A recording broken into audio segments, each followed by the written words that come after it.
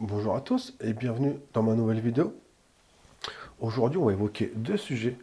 Le premier qui est le rodage des enceintes neuves. Pour cela, je vais vous montrer le kit éclaté que je me suis offert. Et en seconde partie, on va évoquer euh, le sujet de pourquoi je n'utilise jamais le bass boost dans mes installations audio. Je me mets en place et je vous montre tout de suite le kit éclaté focal que je me suis offert. Donc voilà le kit éclaté que je me suis offert, que je vais vous présenter aujourd'hui. Donc le Polyglass PS165V1 de Focal, qui est un kit éclaté en deux voies séparées. Puissance max 160 watts, RMS 80 watts, technologie du Twitter TNP avec dôme inversé, filtre séparable, je vous montre ça après évidemment, et celle dit en aluminium. Pour le contenu, on a les deux médiums, les deux gris, 4 filtres, enfin deux paires de filtres, deux tweeters, deux supports de Twitter à 45 degrés et le nécessaire de montage. Je sais pas vous, mais moi, voir les cartons, voilà, ça me saoule un peu, donc on va essayer un truc. Et voilà. Donc voilà, une fois déballé, bon, je vous montre pas le nécessaire de montage, hein, ça reste des vis et des entretoises. Donc voilà, les magnifiques médiums. Je trouve vraiment très beau la finition. J'adore en alu brillant comme ça. Voilà. Donc au dos, Polyglass PS165V1 Lost Edition. Euh, Désigné en France par Focal, fabriqué en Chine.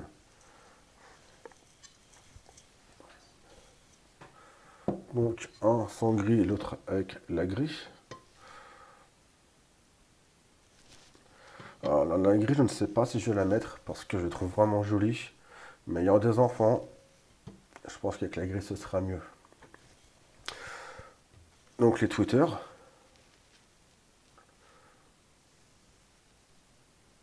Et ici un tweeter dans son support de montage à 45 degrés.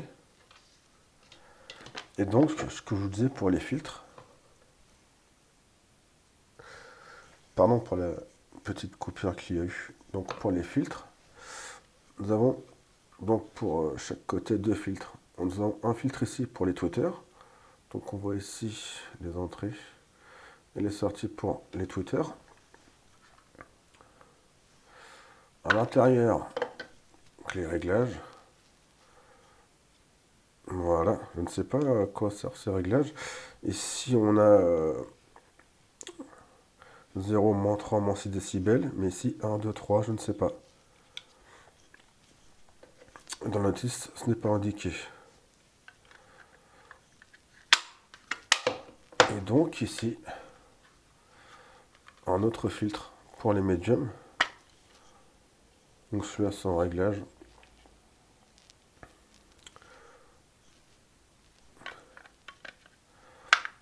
Et donc, on peut les assembler ainsi.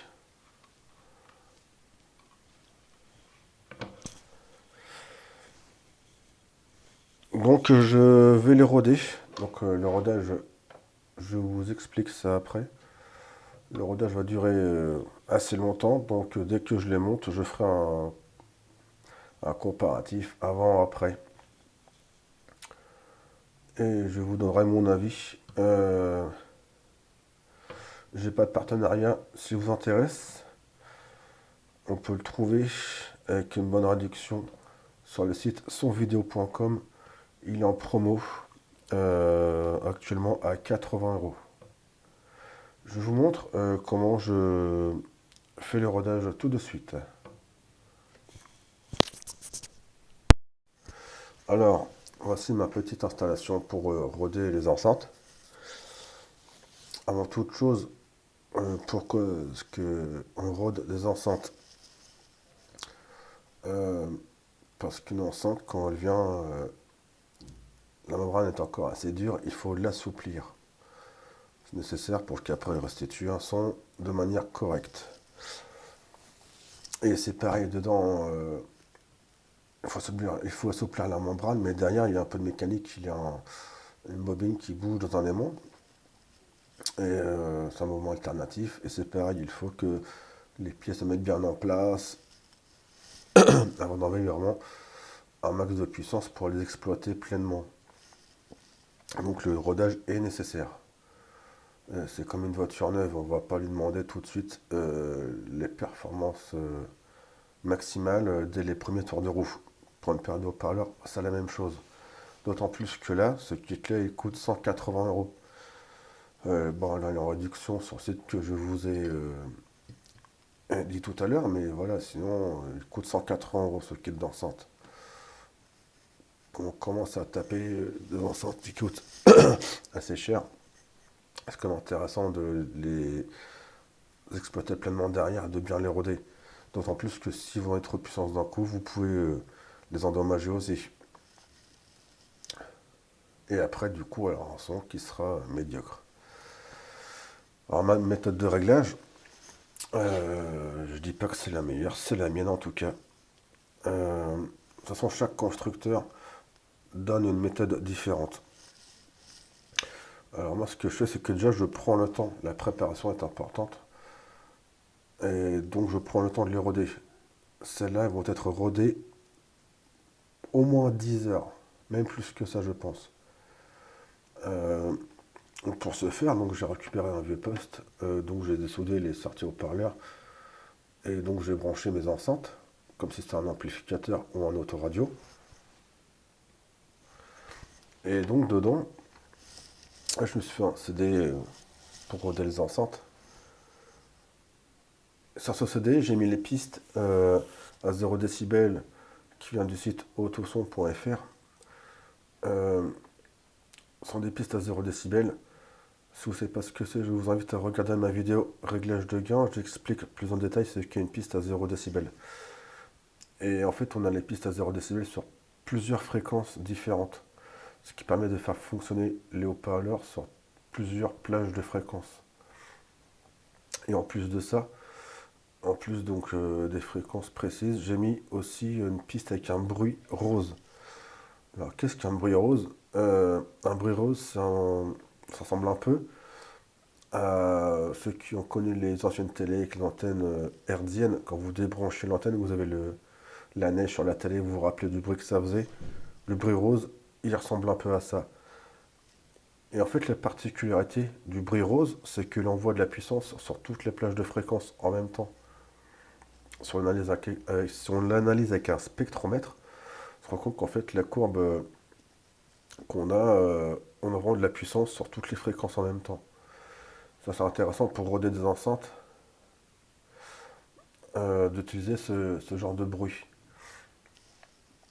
Alors, la puissance du poste, c'est de faire 2 fois 5 watts pour roder les enceintes, c'est largement suffisant. Je le mettrai même pas à fond de toute façon. Vraiment, le but, c'est vraiment de faire bouger la mécanique et d'assouplir les membranes.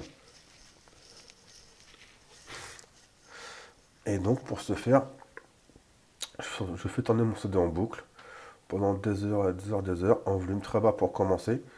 Toutes les 2-3 heures, je monte un petit peu, mais vraiment très très légèrement. Si ce n'est pas audible au début, ce n'est pas grave. Ça fera quand même travailler légèrement les membranes, même si on l'entend pas. Je mets le CD et je vous montre le début, vraiment le volume que je mets au début.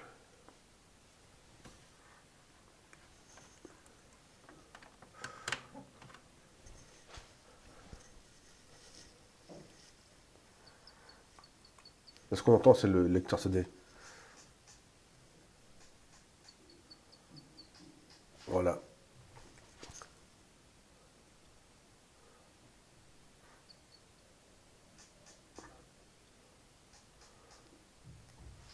donc à peine audible. Et ça va tourner comme ça pendant des heures et des heures et des heures. Et le bruit rose, il ressemble à ceci.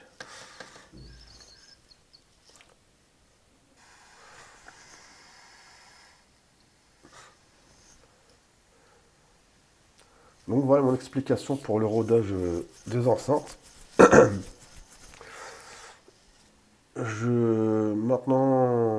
Je vais vous expliquer maintenant pourquoi je n'utilise jamais le bass boost sur des enceintes.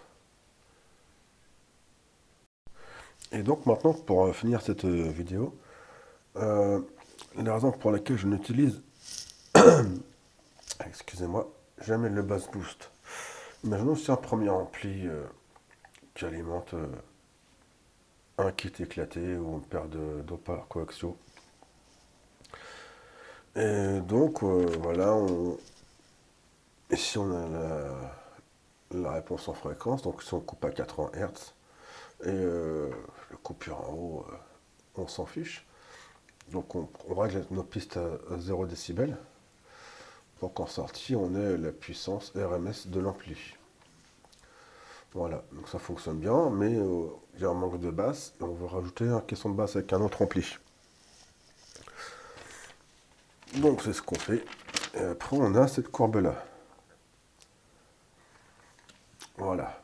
Donc ici c'est la réponse de l'amplificateur de basse. Donc on règle avec un CD à 0 décibel, notre gain.